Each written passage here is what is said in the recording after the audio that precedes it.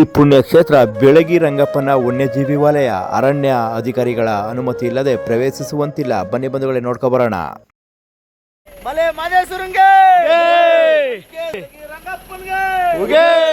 ದೊಡ್ಡ ಸಂಪಿಗೆ ಎನ್ನುವುದು ಕರ್ನಾಟಕದ ಚಾಮರಾಜನಗರ ಜಿಲ್ಲೆಯ ಬೆಳಗಿರಂಗನ ಬೆಟ್ಟದಲ್ಲಿ ಇರುವ ಒಂದು ಅತ್ಯಂತ ಪ್ರಸಿದ್ಧ ಹಾಗೂ ಪವಿತ್ರವಾದ ಸಂಪಿಗೆ ಮರ.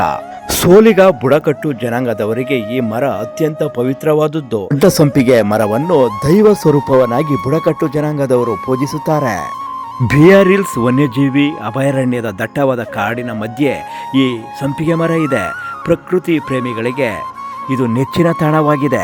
ಈ ಪುಣ್ಯಕ್ಷೇತ್ರವು ಅರಣ್ಯ ರಕ್ಷಿತ ಪ್ರದೇಶವಾದುದರಿಂದ ಇಲ್ಲಿಗೆ ಭೇಟಿ ನೀಡುವ ಭಕ್ತರು ಪ್ಲಾಸ್ಟಿಕ್ ಎಸೆಯದಂತೆ ಮತ್ತು ಕಾಡಿಗೆ ಯಾವುದೇ ರೀತಿ ಧಕ್ಕೆ ಆಗದಂತೆ ನಡೆದುಕೊಳ್ಳುವುದು ಅಗತ್ಯವಾಗಿದೆ. ದೊಡ್ಡ ಸಂಪಿಗೆ ಮರಕ್ಕೆ ಸುಮಾರು 2,000ಕ್ಕೂ ಹೆಚ್ಚು ವರ್ಷಗಳ ಇತಿಹಾಸವಿದೆ ಎಂದು ಅಂದಾಜಿಸಲಾಗಿದೆ.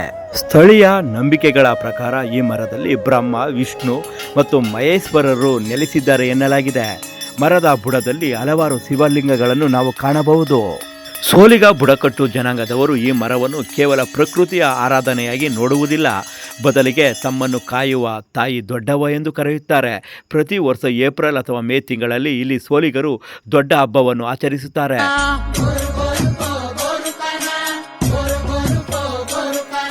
ದೊಡ್ಡ ಸಂಪಗೆ ನನ್ನೋಡೆ